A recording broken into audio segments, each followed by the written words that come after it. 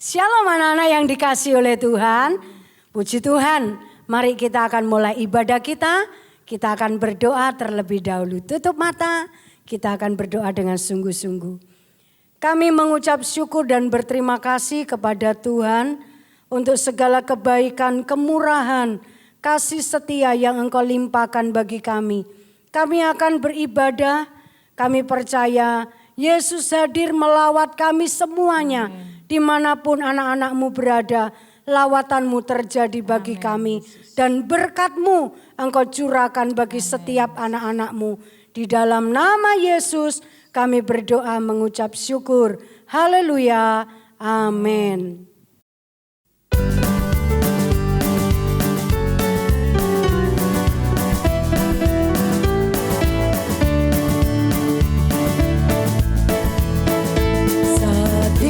Tingginya langit, lebih tinggi kasih Yesusku.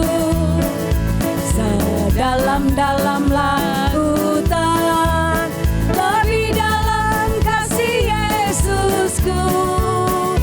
Seindah-indah pelangi, lebih indah kasih Yesusku. Kasih Yesus mengalahkan segalanya. Kasih Yesus mengalahkan segalanya. Setinggi-tingginya, tinggi-tingginya langit, lebih tinggi kasih Yesusku. Sedalam-dalam lautan, lebih dalam kasih Yesusku. Seindah-indah pelangi, lebih indah kasih Yesusku. Kasih Yesus mengalahkan segalanya. Kasih Yesus mengalahkan segalanya. Kasih Yesus mengalahkan segalanya. Kasih Yesus mengalahkan segalanya.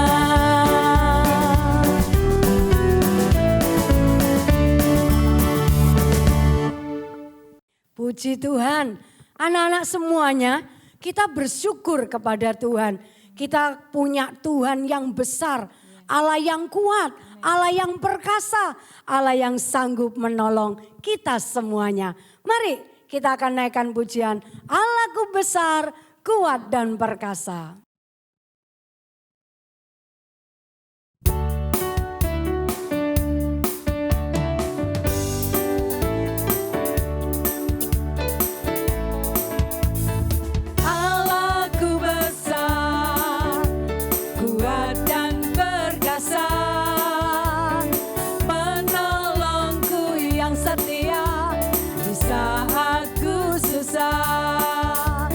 Dia beri kekuatan, damai dan sukacita. Sungguh Allahku besar, Allahku besar, Allahku besar, kuat dan perkasa, penolongku yang setia di saat ku susah. Kekuatan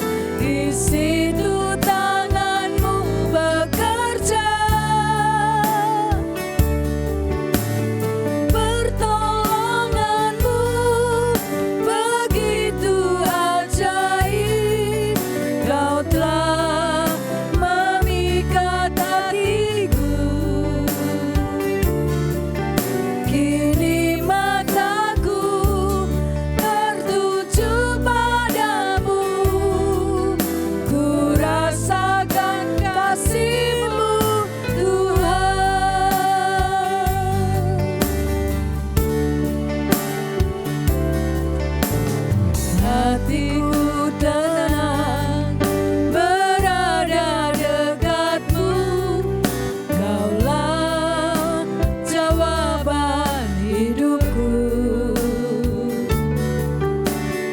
Hatiku tenang berada dekatmu. Kau yang pelihara hidupku. Pertolonganmu begitu ajaib. Kau telah memikat hatiku. Di saat aku tak sanggup lagi, di situ tanganmu bekerja. Pertolonganmu begitu ajaib. Kau telah memikat hatiku. Kini mataku tertuju padamu. Ku rasakan kasih-Mu, Tuhan.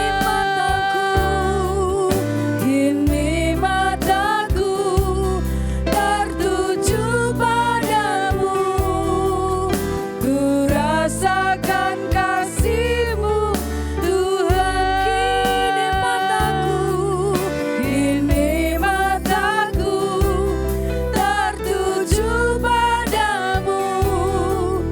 Ku rasakan kasih-Mu, Tuhan.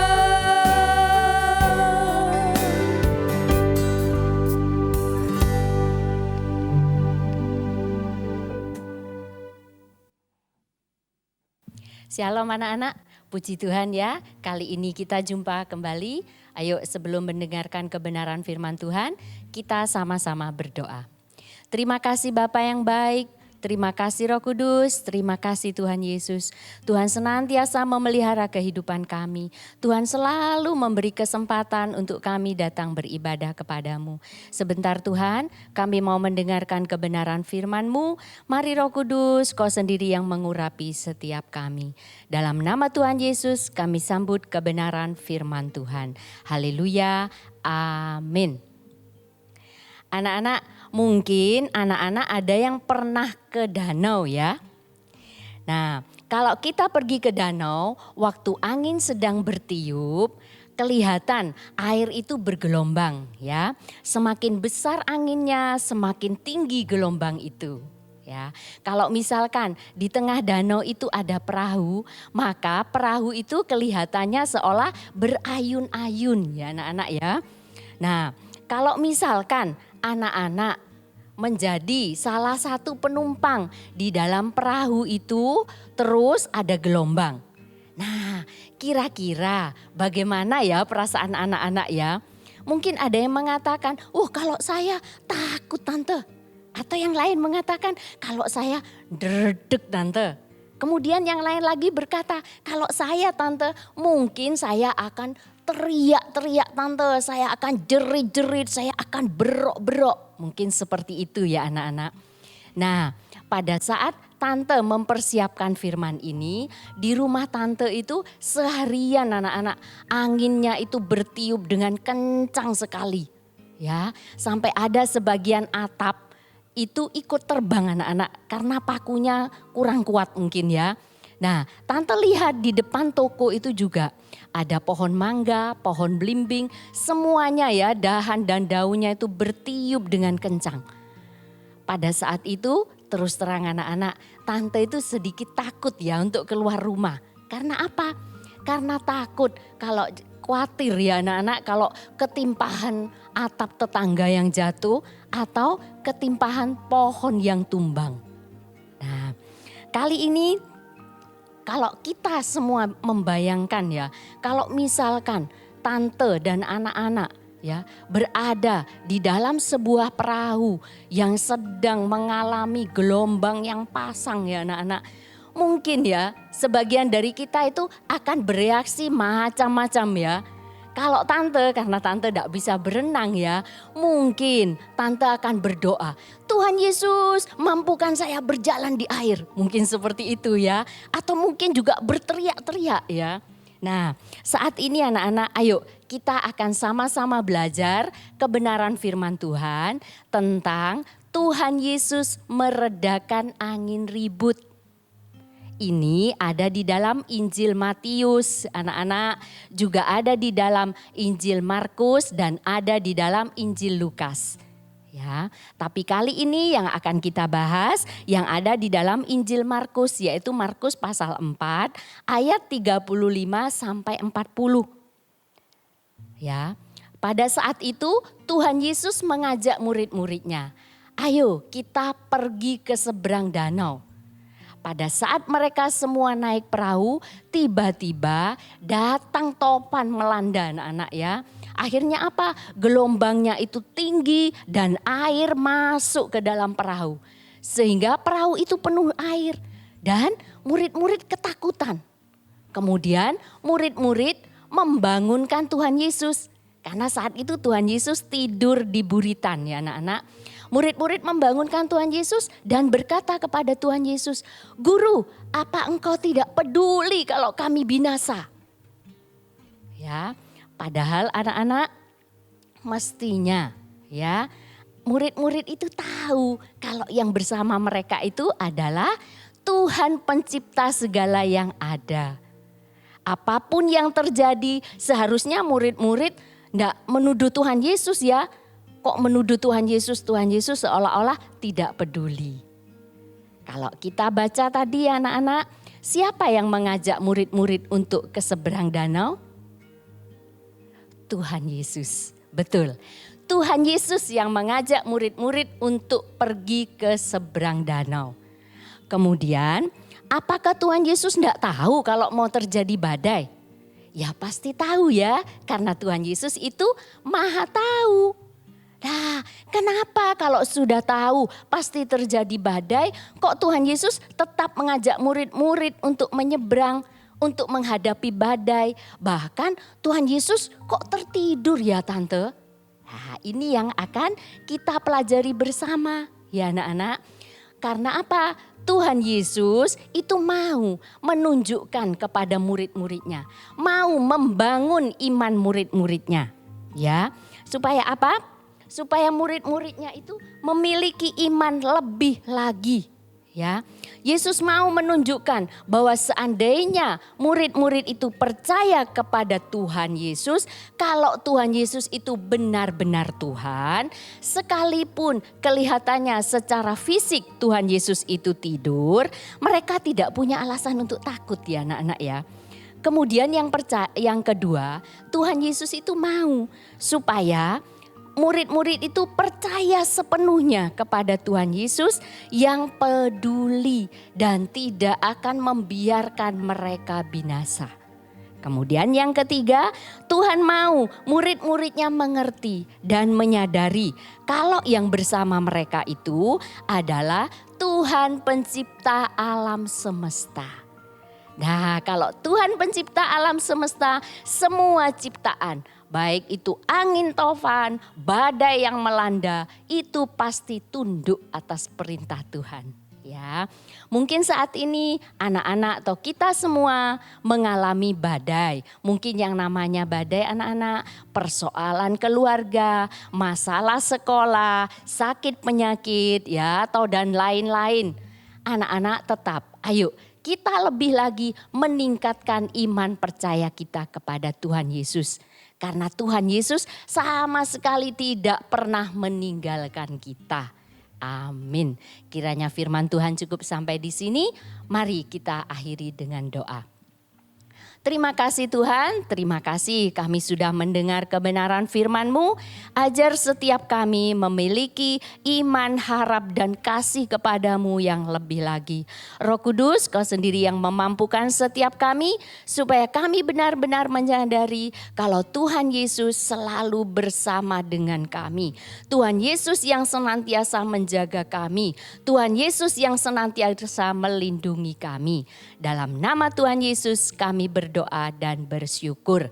Haleluya. Amin. Anak-anak, Tante akan memberikan beberapa pertanyaan ya. Ayo diperhatikan ya. Yang pertama untuk kelas Musa dan kelas Yosua.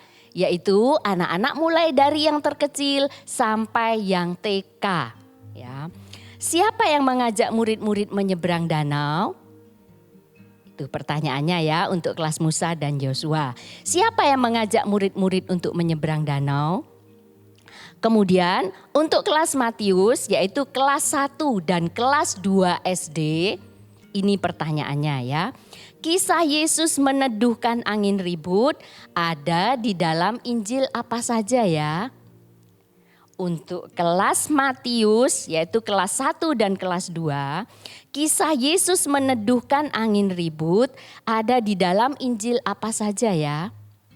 Kemudian untuk kelas Markus dan kelas Lukas yaitu kelas 3 sampai kelas 6 SD, apakah Tuhan Yesus tahu kalau akan terjadi tofan? Mengapa Tuhan Yesus kok malah mengajak murid-muridnya naik perahu untuk mengalami badai tofan? Tante ulang ya untuk anak-anak kelas 3 sampai kelas 6. Apakah Tuhan Yesus tahu kalau akan terjadi tofan? Mengapa Tuhan Yesus kok malah mengajak murid-muridnya naik perahu untuk mengalami badai tofan? Kirim jawaban anak-anak ke nomor yang tertera di layar ini ya. Jangan lupa sertakan nama dan kelas ya anak-anak. Tiap kelas akan dipilih 2 orang pengirim jawaban benar tercepat. Dan siapa yang mendapatkan souvenir akan dihubungi pihak redaksi. Begitu ya anak-anak, sampai jumpa minggu depan.